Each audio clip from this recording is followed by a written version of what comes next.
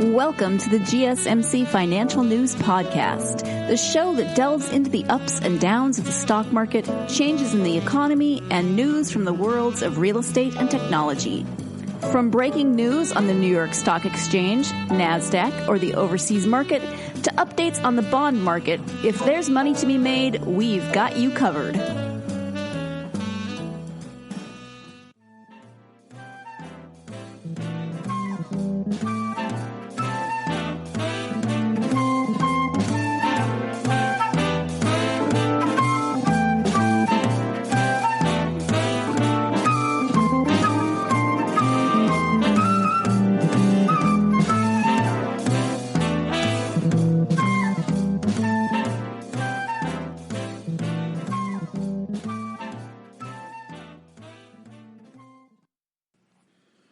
Welcome to the GSMC Financial News Podcast, brought to you by the GSMC Podcast Network. I'm your host, Virginia Lucci, coming at you live from my house in beautiful, sunny Montgomery, Alabama. Today, we'll be covering the word on the street, and we're going to see if we are in a tech bubble. And the second half of the show is going to be a little different. I am going to continue my series on the most notorious financial criminals and look at some of World War II's surprising war criminals. And then we're going to follow up my top 10 with the 10 companies that have ties to the Nazi regime. So this is a little bit serious for a podcast, but some of this has really surprised me. And if you know anything about me, you know that I want to make you smarter. So let's do it. Before I go any further, I want to give you my normal disclaimer. I am not providing legal, financial, or tax advice. The show is for entertainment purposes only. So don't come at me if things that we've talked about don't pan out like we thought they would. The economy is changing every second, so let's be aware of that. And as always, if you have any questions, please see a financial professional, a tax advisor, or an attorney with advice that's tailored to your needs. Now let's get to it. Stocks closed lower for a second day on Friday after a wild session in which names that would benefit from the economy reopening tried to offset another steep decline in tech. The Dow Jones Industrial Average closed 159.42 points lower, or 0.6%, at 28,133.31. At one point, the 30-stock average fell as much as 628.5 points, or 2.2%. The Dow was also higher for a moment on Friday. The S&P 500 slid 0.8% to 3,426.96, but closed well off its session low. The broader market index was down 3.1% at its session low and briefly traded positive on the day. The NASDAQ composite fell 1.3% to 11,313.13, but also closed well above its low for the day. So that's some good news and some bad news. Boeing shares rose more than 1%, while bank stocks gained broadly. JP Morgan and Chase and Citigroup were up 2.2% and 2% respectively. Bank of America climbed 3.4%, Wells Fargo advanced 1.1%, and cruise operator Carnival climbed 5.4%, and United Airlines advanced 2.2%. Sounds like some people are doing a little traveling over the Labor Day weekend. Shares of major tech companies closed mostly lower. Facebook, Amazon, and Alphabet all lost more than 2%. Netflix slid 1.8%, and Microsoft dropped 1.4%. However, Apple ended the day up 0.1% after falling as much as 8.3%. Tesla also erased a drop of more than 8% and ended the session up 2.8%. The S&P 500 tech sector fell more than 1% a day after its worst session since March. For the week, the sector fell more than 4%. Tech sell-off came after the space drove the lion's share of the broader market's comeback off the coronavirus lows. Japan's SoftBank reportedly bought millions of dollars in individual stock options in big tech companies over the past month, driving up volumes and contributing to a trading frenzy. The heightened options trading activity was credited by many analysts for adding froth to the stock market. We view the latest sell-off as a bout of profit-taking after a strong run, said Mark Heffley, CIO of UBS Global Wealth Management. Stocks are still well supported by a combination of Fed liquidity, attractive equity risk premiums, and an ongoing recovery as economies reopen from lockdowns. Tech's decline this week led the S&P 500 and NASDAQ to snap their respective 5-week winning streaks. The S&P 500 fell 2.3% overall this week, and the NASDAQ declined 3.3%. The Dow fell 1.8% this week. On Monday, Jonathan Bell, Chief Investment Officer at Stanhope Capital, told CNBC's Street Sign Europe that we're still in a bubble. Bell suggested there had been so many good reasons for investors to own the likes of Google parent company, Alphabet, Amazon, Apple, Microsoft, and Facebook, pointing to their combined outperformance in the wake of the pandemic as something that everybody was talking about. It's not that these businesses aren't great businesses that are going to carry on. It's just that there's so much exuberance related to them, according to Bell. Shares of Amazon have shot up 78% so far this year, leading the so-called FANG stocks. Shares of Apple and Netflix have skyrocketed 65% and 59% respectively, while shares of Facebook and Alphabet have risen 38% and 19% respectively this year. Bell pointed out that the so-called Big Five tech stocks already represent about 20% of the U.S. stock market. And given how the U.S. market is globally, the tech giants amount to 12% of the MSCI World Index. That's a lot of power in very few hands. You've got exuberance on just a very small number of stocks, and that's certainly bubble territory, Bell said. This type of talk really strikes fear in the heart of anyone who lived through the first tech bubble in 2000. I know people who lost fortunes and were still making up for it decades later. Bell thinks this is possible again. He drew a comparison to comments made by former Fed Reserve Chair Alan Greenspan in 1996. Greenspan, in a now iconic observation, warned at the time that there were signs of irrational exuberance in financial markets. Stocks continued to rise for some time after Greenspan delivered his speech, but the line is often cited as a warning shot for the dot-com bust that would occur towards the end of the decade and the beginning of the next. I would be saying to people that this is a bubble-type territory, but it doesn't mean that it's going to deflate now. What we have seen in the last week or so is only an unwinding of the rise of the previous 2 weeks, Stanhope Capital's Bell said. There's still a lot of reasons to own these stocks, but be really careful. Trim holdings. Look at your percentage, weighing what you've got. If you've got 15 or 20% and you're overweight in those, then be aware of that. But if you've got 30 or 40% of your portfolio in there, then that's really a big risk you're taking, he concluded. His comments come after Leo Grokowski, Chief Investment Officer at BNY Mellon Wealth Management, described last week's sell-off as a good wake-up call and a reminder that there are risks out there. In August, we did take a little bit off the table, he said. Steve Massicosa, managing director at Wedbush, said last week that it doesn't take much to trigger a downturn in tech, adding, these stocks are very stretched to the upside. The wind direction just has to change. So, my dear listeners, Tesla and Apple stocks are no longer just printing money, as they say.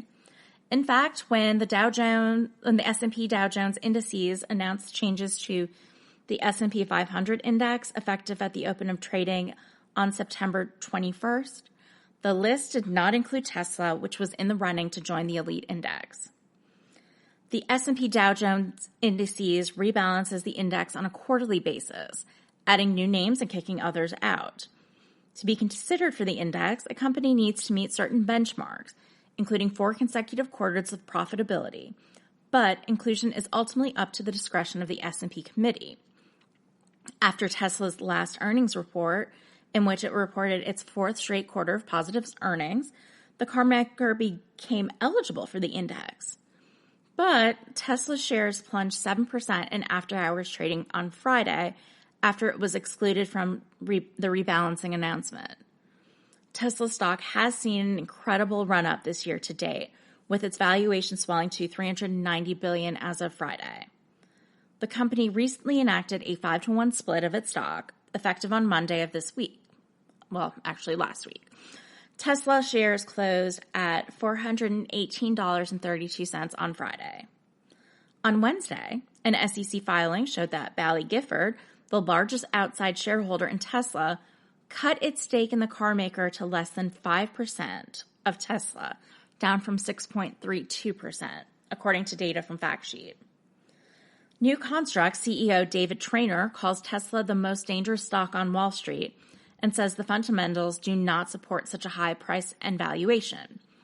Whatever best case scenario you want to paint for what Tesla's going to do, whether they're going to produce 30 million cars within the next 10 years and get in the insurance business and have the same high margins as Toyota, the most efficient company with scale of all time, even if you believe that's true, the stock price is still implying that profits are going to be even bigger than that, according to what Traynor told CNBC's Trading Nation on Thursday. Yikes. He notes the stock price is implying anywhere from a 40% to a 110% market share based upon the average selling price. At its current average selling price of $57,000, and assuming that 10.9 million car sales by 2030, that implies a 42% market share, Traynor says. Tesla trades at 159 times forward earnings. We think this is a big, one of the biggest of all time houses of cards that's getting ready to fold, said Traynor. Is this another case of extreme exuberance? He adds that its recent stock split could also prove dangerous to new investors getting into the stock. So, yeah, maybe things aren't as rosy as we originally thought Tesla was looking. The Motley Fool suggests that investors looking to buy stocks at a discount should consider some of the quarantine leaders, like Zoom. Zoom traded between 25 and 30% below the highs it reached just earlier this week. For those who were disappointed to miss out on buying shares of the video collaboration superstar after announcing amazing second quarter results, you've gotten a rare second chance to reconsider. So this may be your time. You can also consider DocuSign. It's down 11% on Friday, despite releasing promising financial results of its own on late Thursday. That brings the losses for the electronic signature specialist stock to around 25% from its all-time highs, which, like Zoom's, came just a few days ago. And I don't know about you, but I have signed a lot of documents via DocuSign in the last few months, and a few days probably too. Even among big stocks, Apple is down another 5% on Friday, bringing its decline from its all-time high to around 20%. That's extreme volatility for a stock that's still worth around $2 trillion, and investors are still excited about the rise of its service business and its prospects for a solid holiday season to close the year. These are just a few of the stocks that have been hit hard during the current correction. Yet, if you really like these companies, then there are buying opportunities that you should be excited about now, not scared. So maybe now's your time to get into Apple, DocuSign, and Zoom. And with that, I'm going to take a quick commercial break. When I come back, we're going to take a look at some of the most notorious, maybe? I don't know if notorious is the right word, but how about some of the most surprising financial criminals to come out of World War II? So stick around.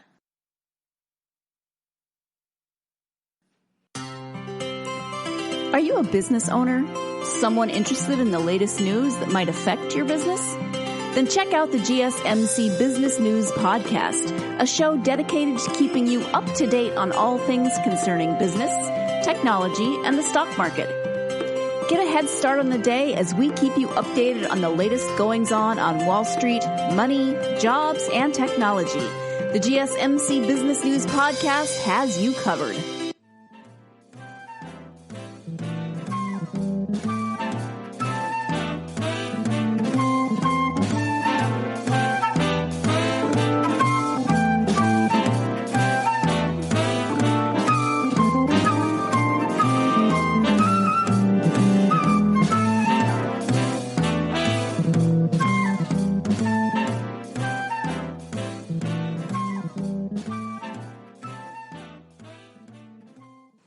Welcome back. Hopefully we're not going to have another bubble burst like we saw 20 years ago, but like I always say, the economy is changing fast. And to paraphrase Ferris Bueller, if we don't stop and look around once in a while, we could miss it or get smacked in the face with it. But since today is Monday, day I'm recording, and it's a holiday, I wanted to do something completely different in this installment of my Notorious Financial Criminals series. Over the weekend, I was watching some YouTube videos, researching for the podcast, and I saw two videos that were completely shocking to me. First, the origin of Adidas and Puma. Second was the history of Chanel. So we're going to start with Adidas and Puma first. Adidas and Puma are two of the most recognizable brands all over the world. I can find shoes and attire from both companies in my closet right now. I have the most comfortable pair of Pumas that I love to wear on lounge days. But honestly, I had no idea how this company got started. In the aftermath of World War I, the Allies imposed harsh economic penalties on Germany, and the country plunged into a depression with widespread unemployment and runaway inflation. The brothers, Audi and Rudolf Dassler, returned from fighting the war to see even their mother's laundry business sit empty. But it was there, in that empty laundry, that Audi Dassler began making shoes. Times were tough, and Audi's materials sometimes included whatever you can find in the countryside. But even if people didn't want to pay for clean clothes, they still needed shoes. And after 3 years, his company had grown to the point that he brought on his brother, Rudolf, to help with the business end of the operation. They called their firm Gebrüder Dassler, or Dassler Brothers. Audi, the tinkerer, made all kinds of shoes early on, but his breakthrough came when he designed an early running spike. The shoes looked a bit like a ballet slipper with nails hammered through the foresole, but they were innovated, providing extra traction where previously athletes had little. Before long, the brothers were supplying the German track team, among other athletes. As the 1930s continued, their business expanded beyond the country's borders. At the 1936 Olympics in Berlin, American track star Jesse Owens wore a pair of Dassler spikes as Adolf Hitler watched in the stands. Yeah, that Adolf Hitler. Although neither brother was particularly a staunch Nazi, like many Germans, they were party members. Hitler's emphasis on physical education and athleticism greatly benefited their company. So why did these Nazi cobblers give non-Aryan Jesse Owens a pair to use? What was the first Olympic marketing campaign? The athletes the brothers had given shoes to received 7 gold medals and 5 silver and bronze medals between them. 4 of the golds belonged to Jesse Owens, but that's really not the point. They were targeting athletes who were going to be winners and provided them with shoes to get their name brand out there. And it worked. But then World War II happened. Add to that, there was tension at home with the Gebrüders. They lived together with their wives, which seems like a really bad idea. The relation to my brother was ideal from 1924 to 1933, wrote Rudolf Dassler as an older man, as quoted by Barbara Smith in her excellent book, Sneaker Wars, The Enemy Brothers Who Founded Adidas and Puma, and the Family Feud That Forever Changed the Business of Sports. Then his young wife tried to interfere in the business matters. although she, with her 16 years, had no experience at all, and the warfare began. And he wasn't talking about the war. As tensions increased at home, Rudolph was called to join the war effort. Adi stayed behind to run the factory. The factory was forcefully converted to produce military equipment for the Nazis, initially focusing on producing the Panzerschreck, a shoulder-launched anti-tank rocket based on the American bazooka. Rudolph would try to convince the higher-ups of the Nazi Party to allow him to produce patented army boots, a venture which proved fruitless.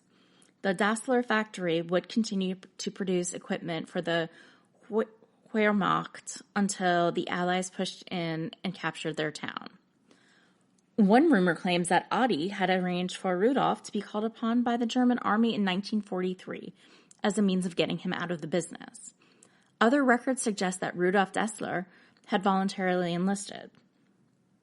However, Rudolph, increasingly convinced that his brother was plotting to oust him while he was away fighting, repeatedly went AWOL in an attempt to get back home to the factory.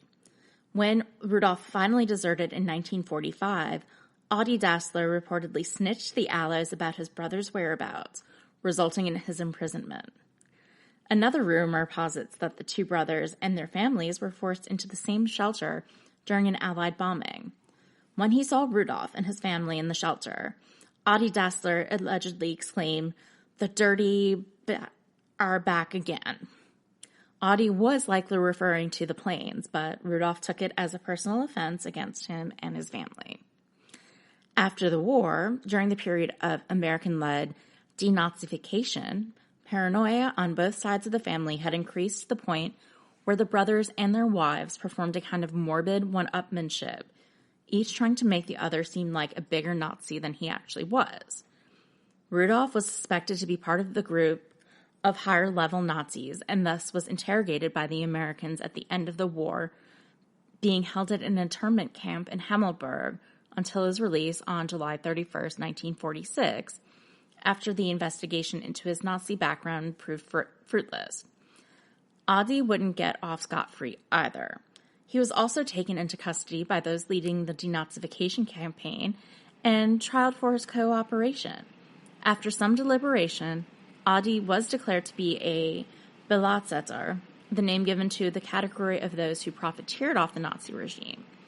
This was considered the second most serious offense at the trials, just below actually being part of and engaging with the Nazi Party, and thus carried a 10-year sentence as well as the threat of Adi being removed at the head of the Dassler business.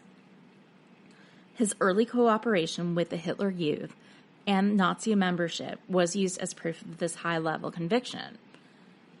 He would only be saved by the mayor of Herzogenaurach, who was half Jewish and a trusted Allied cooperator. He testified that Adi warned him of a potential Gestapo arrest and hid him on his own property, as well as supporting Adi's claims of non-involvement with the political side of the Nazi Party.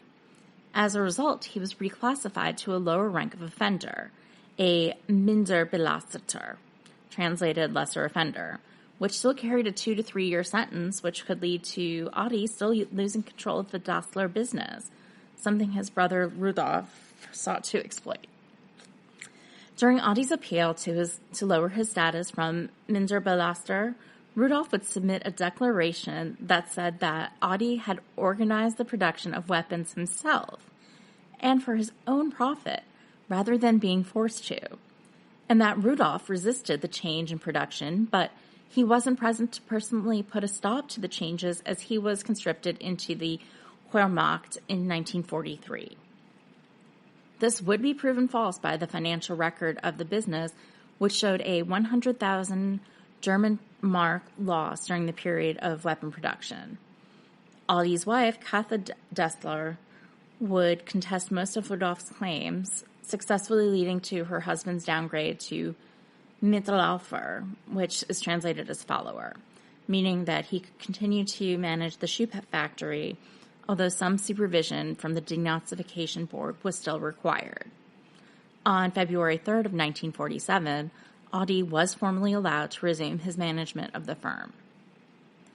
Due to Rudolph's accusations during the trials and his continuous campaign to subvert Adi from the leadership of the company, the brothers would become mortal enemies. Both families became increasingly hostile to each other, blaming the other side for many of the problems they faced during the war. Thus came the genesis of Adidas and Puma.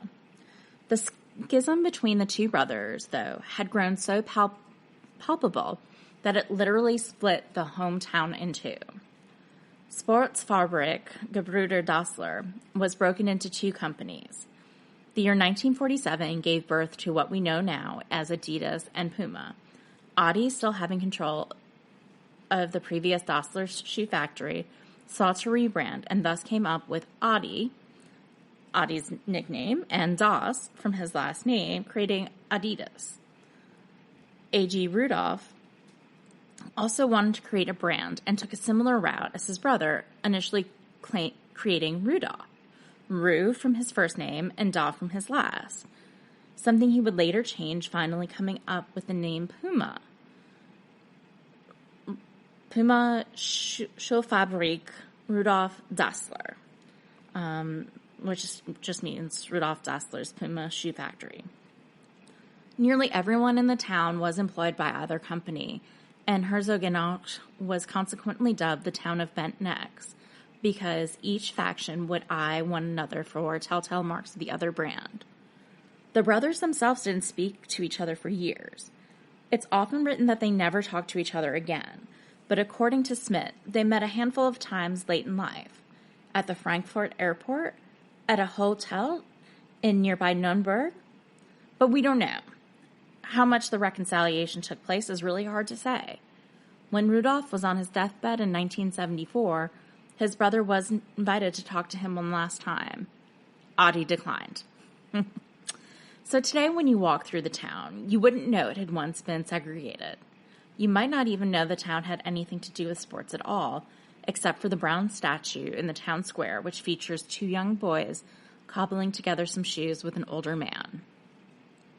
The city changed when the two families sold the companies in 1989.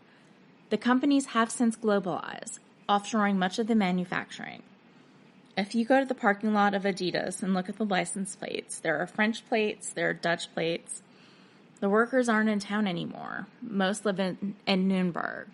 So it's not as much of a warfare between the two sides anymore. The two companies were once divided by a river and represented by rival groups, their interests fracturing a small town. Today, shareholders have no time for that sort of thing. It's all about the bottom line, which is evident in the location of the two company headquarters. No longer in the center of town, they were built over the last couple of decades on cheaper land on the periphery. Even though both companies have a dark past, their innovations really changed sports and fashion history.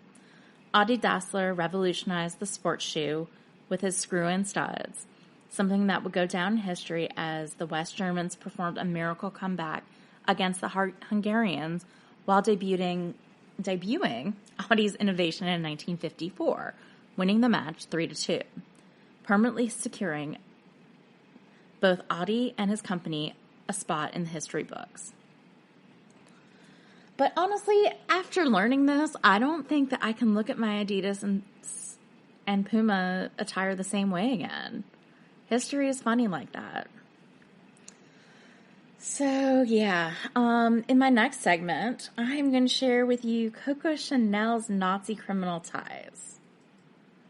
And I think a little bit of me just died having to say that. So, stay tuned. Tired of searching the vast jungle of podcasts? Now listen close and hear this out.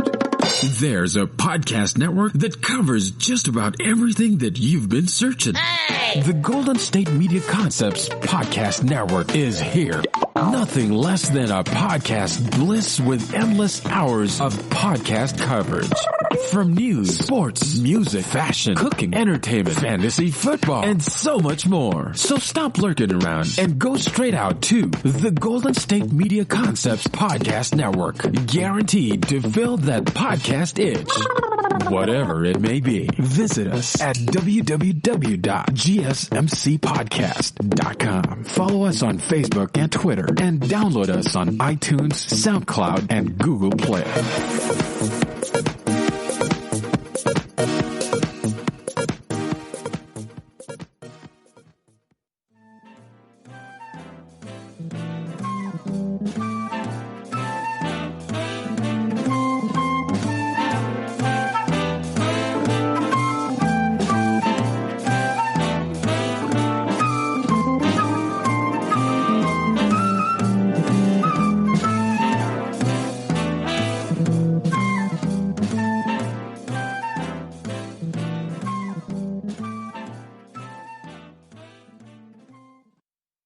Welcome back. Now that you know the origin story of Adidas and Puma, the mystique surrounding these brands is laid bare. Perhaps the most mystical fashion brand, in my opinion, though, is Chanel. And wow, get ready for your perception to be changed. When I think of Chanel, I think of the ubiquitous perfume. I'm allergic to it, but that's neither here nor there. The little black dress, the tweed business suit that Jackie Kennedy wore the day her husband was shot. When I got my first job out of law school, I bought a Chanel lipstick, and I thought that I had made it. I was officially sophisticated. Now, I always knew that Coco Chanel had a difficult upbringing, but I didn't even know the half of it. Born Gabrielle Bonheur Chanel in 1883, to Eugénie Jeanne de Vol-Chanel, known as Jeanne, a laundrywoman in the charity hospital run by the Sisters of Providence, a poorhouse in Saumur, Maine-et-Loire, France. Her father, Albert Chanel, was an itinerant street vendor who peddled work clothes and undergarments, living a nomadic life, traveling to and from market towns. The family resided in rundown lodgings. When Gabrielle was 11, Jean died at the age of 32. The children did not attend school. Her father sent his 2 sons to work as farm laborers and sent his 3 daughters to the convent of Aubazine, which ran an orphanage. Its religious order, the Congregation of the Sacred Heart of Mary, was founded to care for the poor and rejected, including running homes for abandoned and orphaned girls. It was a stark and frugal life, demanding strict discipline, but it was where she learned how to sew. When she was 18 and too old to remain at Aubazine, she went to live in a boarding house for Catholic girls in the town of Moulins. She also started singing on stage. One of the 2 songs she knew, Qui qu'a vu Coco, which is where the name Coco came from. At 23, she started dating Etienne Bassin, a textile heir, and at 26, Arthur Bois-Capel, an English polo player, and the little orphan girl became a socialite. Both men were her lovers, apparently, and helped her get her hat business off the ground. Eventually, after protracted negotiation, Bassin and Capel agreed to share the cost of setting up her business to sell the hats that she was already making for herself and for her friends and their girlfriends. Capel covered the running costs. Bassin provided the Paris premises. Her business grew quickly. In 1922, she made her iconic number 5 cent, but couldn't produce mass quantities. Théophile Baudet, a Jewish department store owner, wanted to sell it. So he introduced Chanel to Jewish businessman Pierre Wertheimer. In 1924, Wertheimer negotiated a contract with Coco Chanel where Wertheimer would make number 5 in his bourgeois factory and receive 70% of the profits. Baudet earned 20% as a finder's fee, and Chanel herself received a mere 10%. Feeling she had been cheated, Chanel filed a lawsuit trying to get more control over the profits. Essentially, the Wertheimer fam helped launch her perfume line, but To do so, they kept most of the profits. This all seems pretty above board, but as we learned in the last segment, the Nazi Party was like a cancer to anyone who had anything in Europe, invasive and destructive. In 1933, a German guy named Baron Hans Gunther von Dinklage, acting on behalf of Joseph Goebbels and called Chancellor Hitler's man of confidence, became a spy from the German embassy in Paris, a member of the Abwehr, Germany's military intelligence. At the same time, Kopko was hobnobbing with artistic luminaries like Pablo Picasso. She became friends with Winston Churchill and mistress of Hugh Richard, author Grosvenor, the Duke of Westminster. Dinklage became a lover of, guess who? Coco Chanel. They lived together in the Ritz Hotel in Paris. As Biography.com explains, their romance enabled Chanel to move into comfortable living quarters at Paris's Hotel Ritz, then doubling as German headquarters, and kept her firmly entrenched in high society, which had also been infiltrated by German officers. Chanel's relations with Dinklage also allowed her to deal with important personal matters. Most pressing was the need to see the release of her nephew, André Pallas, who was imprisoned in a German stalag in 1940. Then there were her business interests. Since 1924, when the Jewish Wertheimer family had backed the launch of her perfume line in exchange for most of the profits, the fashion maven had sought to renegotiate things on more favorable terms. Now with Aryanation laws forcing Jews to give up their businesses, Chanel saw the opportunity to reclaim a lucrative branch of her empire. In 1940, Pierre Wertheimer fled to New York with his brother Paul. Let's let the New York Times take it from there. Quote, believing she could wrest control of her company from the Wertheimers, Chanel attempted to declare the company abandoned. But the Wertheimers were wilier. They bought almost 50% of an airplane propeller company run by a French engineer, an Aryan named Félix Émoi.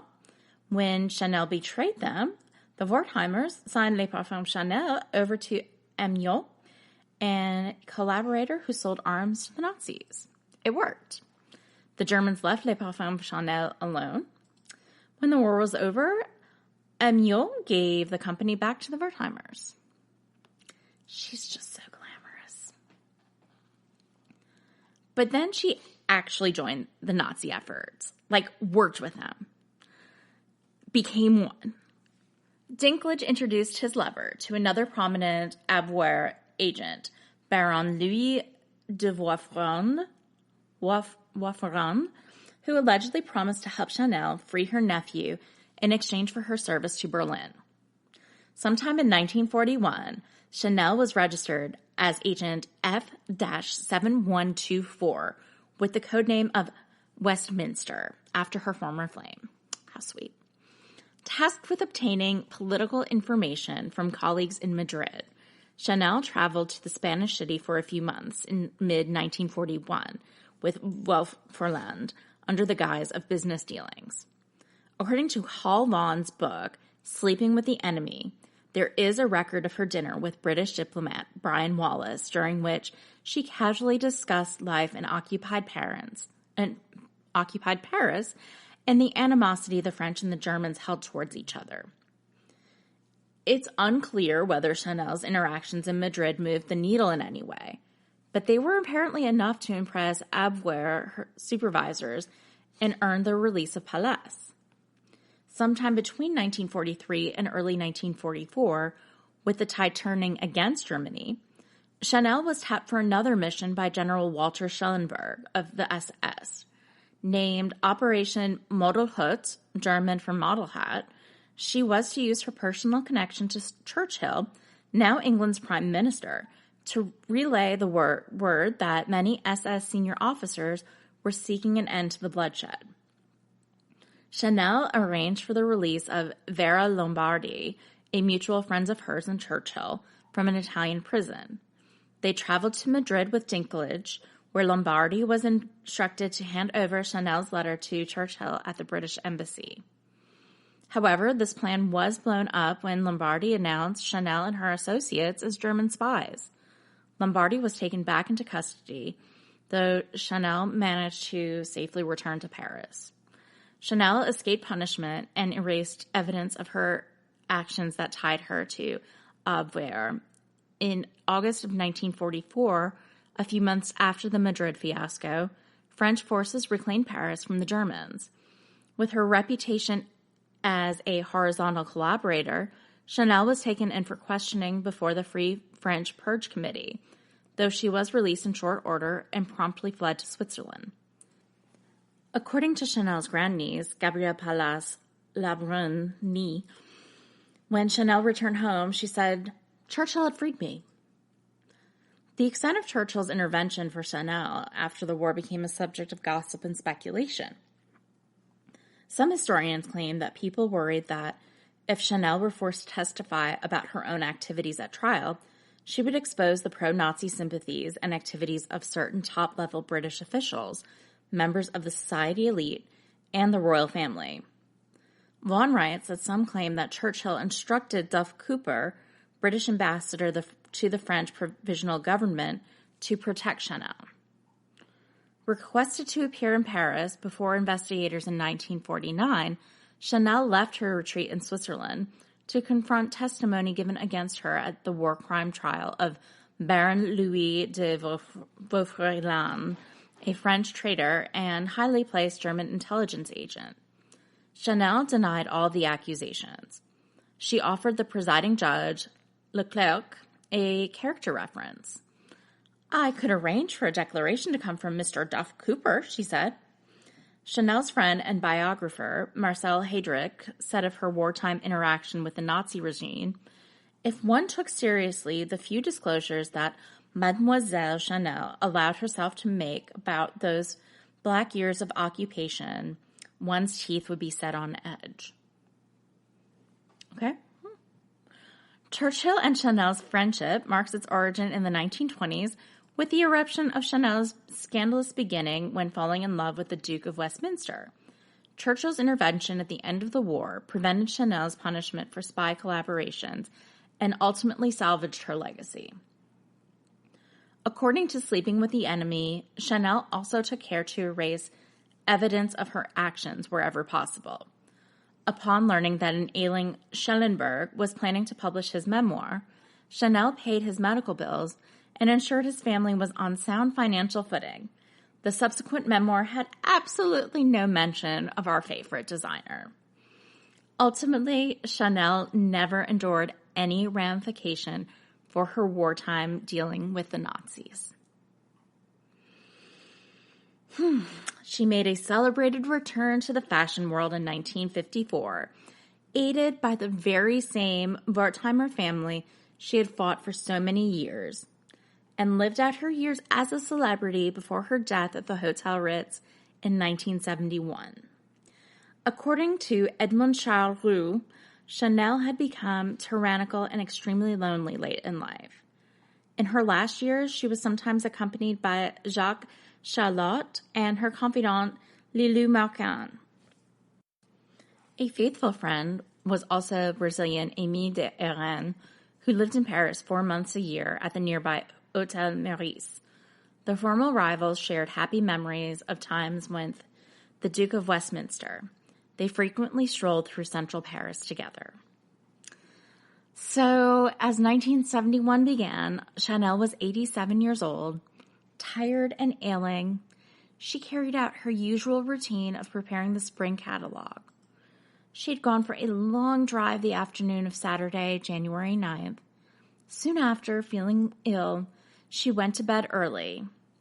She announced her final words to her maid, which were, "You see, this is how you die."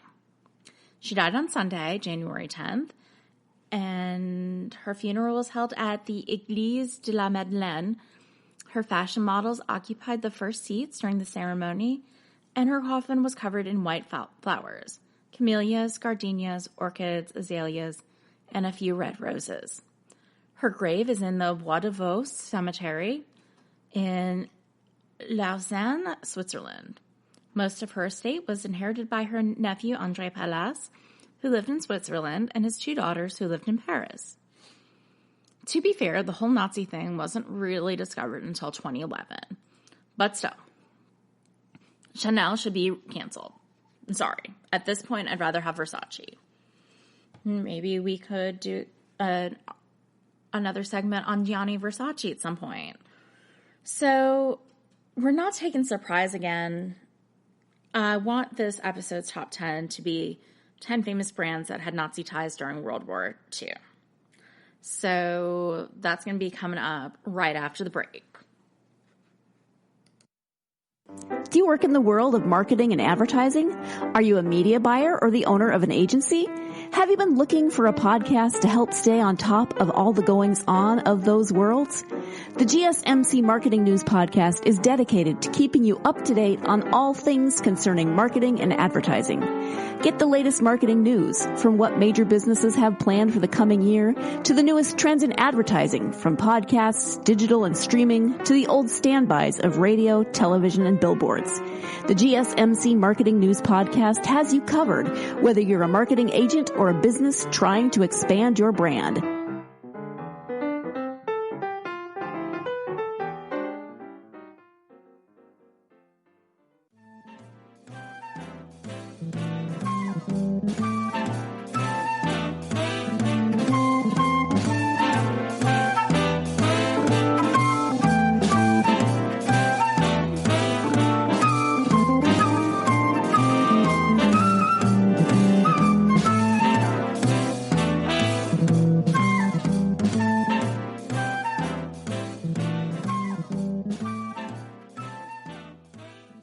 Thank you for sticking with me through this episode. This has really been eye-opening for me, and I hope for you too. I had no idea that Coco Chanel was a terrible human who happened to make beautiful clothes. Back in Germany, before World War II, life was tough, and the conditions were so dire that it arguably led to World War II. Furthermore, many business leaders at the time were sympathetic to Nazi ideology and even collaborated with the Nazi government for ideological reasons. Other businesses simply saw a chance to make a profit, ideology aside. Whatever their motivations, some of these Nazi collaborators provided materials that even helped to organize or carry out the Holocaust itself, while other Nazi collaborators used the slave labor from concentration camps to build their products. Some companies just supplied the Nazi populace and troops during wartime. While some of these companies were German corporations that were controlled or created by Nazis, many were foreign companies that went out of their way to work with the Nazis. Here are 10 famous brands that had tied to the Nazis back in World War II with varying degrees of involvement. At number 10, I've got Hugo Boss. Hugo Boss has been around since 1923, but it wasn't until 1931 when its namesake founder joined the Nazi Party. They were one of the manufacturers that were granted a contract by the Nazis to produce the uniforms for the SS units, SA stormtroopers, and Hitler Youth. They continued to produce these uniforms throughout the war, using forced laborers from France and Poland to increase output when the demand increased. It wasn't until 1948 when the company reverted back to producing uniforms for police and postal office workers, eventually morphing into the high-class fashion house that people adore today. At number 9, we have Volkswagen and Porsche. Prior to Porsche being expensive cars for those with money to burn, Ferdinand Porsche served as lead designer for the Volkswagen Beetle. What's even more surprising about this is the fact that Adolf Hitler served as the co-designer for the VW Beetle. Hitler planned on creating a cheap and reliable vehicle that Germans could drive daily. Porsche jumped on the opportunity and created the vehicle with his design getting approved by the Nazi leader. Soon enough, a factory in Stuttgart, Germany was creating the Beetle in the thousands, with slave labor being the main reason why it was produced so quickly. At number 8, we have Bayer. Despite being a large pharmaceutical company, Bayer was part of IG Farben, which created Zyklon B gas canisters. These gas canisters were loaded into the same gas chambers that killed millions of Jews during the Nazi regime. The man who invented the gas, Fritz Haber, was half Jewish, but decided to renounce his faith so that he could get on the good side of Hitler and his men. Even up to this day, Bayer still does some Nazi-ish acts. The company is well known for manufacturing aspirin, but they refuse to acknowledge its inventor, a Jewish man named Arthur Eichengrun. Oh, and they also used to have an employee they named Joseph Mengele. And they were more than happy enough to sponsor his search for medical discoveries in Nazi concentration camps. At number 7, I have IBM. IBM's kind of surprising to me. It's one of the earliest IT companies to ever exist. So they had quite a few questionable dealings from decades ago. The company was the pioneer when it came to keeping track of large databases using a sophisticated system that involved punch cards. These punch cards kept track of financial and medical records, as well as who were Jews. The moment the Nazis invaded a country, they would take over the census system using the punch cards from IBM. After doing this, they would be able to detect who were the Jews, gypsies, and other non-Aryan citizens of the country before shipping them off to concentration camps. These punch cards were so sophisticated that it could group people based on religion, camp location, and even how they were planned on being executed by the Nazis. If you were a prisoner code 8, you were a Jew. The code 11 were for gypsies. If you were in Auschwitz, you'd get camp code 001 and code 002 for Buchenwald. Status code 6 meant that a prisoner would be executed by gas chamber, and code 5 was for executions by order. That was how intricate the IBM was when it came to the punch cards. IBM claims that they were merely forced into being involved with the Nazis, as they had a German subsidiary even before Hitler became the leader. On the other hand, there were records of IBM sending internal memos to their New York offices, admitting that their punch cards were helping the Nazis become efficient. At number 6 is Siemens.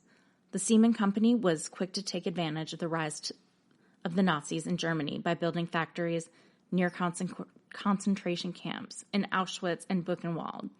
They employed hundreds of thousands of slave workers to manufacture all sorts of goods for the German military. They were put in charge of power generation, communication, and rail infrastructure, among other things. It was far too common for slave workers back then to be a part of an assembly line inside a Siemens factory and then be inside a gas chamber in the next moment, also made by Siemens. Nowadays, they're still forced to pay damages by survivors. But still, the company was insensitive enough to attempt to trademark the name Zyklon so they could use it for their products that includes gas ovens. At number 5, we have our friend Kodak. Like other companies, Kodak used slave laborers in their factory in Germany, employing at least 80 people plucked straight from the concentration camps for their Stuttgart branch, and 250 more for their Koppenick one. To make up for the snafu, Kodak German $500,000 to the German Fund for Victims of Forced Labor. $500,000. Additionally, Hitler's top economic advisor, Wilhelm Kepler, had ties to Kodak and advised the company to fire all of their Jewish employees if they wished to succeed. At number 4 is BMW. BMW is more than happy to help out the Nazi effort by providing motorcycle parts and airplanes made using slave labor. Günter Kant and his son Herbert were good friends with Hitler, and they were also given the business seized from Jews who were sent to the concentration camp. They justified the use of slave labor during World War II by stating that the demands for aero engines from BMW were increasing, and they had to do their part. On the other hand, they do admit that they regret doing this and have since apologized. Thank you. At number 3, we have Fanta Coca-Cola. Fanta was invented after Coca-Cola syrup became impossible to import into Nazi Germany. The head of Coca-Cola Deutschland decided that they needed to create a new product if they couldn't manufacture Coke. The only ingredients that they could use during wartime in Germany were whey and apple pomace, aka the leftovers of the leftovers. While the plant was cut off from the main headquarters during the war, they were busy manufacturing Fanta for the German masses. On the other hand, the parent company had some pretty questionable ads during that time as well. At number 2, we have Ford. The Ford Motor Company turned a blind eye and decided to let slaves work at one of their German plants during World War II. They also backed their European subsidiaries and allowed them to create equipment for the use of the Nazi army. This is no surprise, as Henry Ford was known for his anti-Semitic views and was captivated by Nazi propaganda.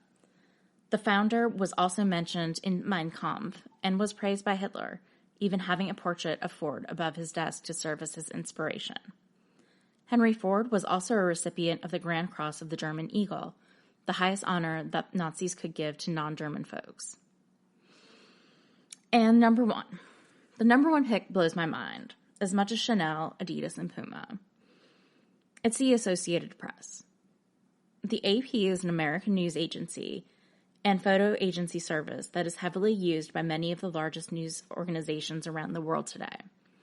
They provide much of the basic, on-the-ground reporting and images for a large portion of the news that you now read and watch. But in the 1930s, they were also Nazi collaborators. When the Nazis came to power in Germany in 1933, many international news organizations operating in Germany began to experience pressure from the government to conform to Nazi standards. That same year, the Nazi government's editor's law came into effect, mandating that all professional journalists be of Aryan descent and that any Jews be removed from the newsroom. The law also strictly limited what the papers were allowed to publish. Most international news organizations withdrew from Nazi Germany under these conditions, but the AP remained and fired all their local Jewish staff. While the Nazi journalism laws were limited in scope and only really affected German citizens, the pressure on the AP had already led them to alter their news habits to placate the Nazi regime. By late 1933, the head of the German branch of the AP was already refusing to publish images that depicted discriminations against Jews in Germany in order to stay on the good side of the Nazis. By 1935, the AP was already one of the few international news organizations still operating in Germany. Large British-American news agencies such as Keystone and Wide World Photos had been banned from the country by the Nazi government. However, the AP remained in the nation due to their continued efforts to appease the Nazis. At this point, the AP office in Germany came entirely under the control of the Nazi government. They placed SS members in the newsroom and began scrupulously censoring anything that portrayed the Nazis in a negative light.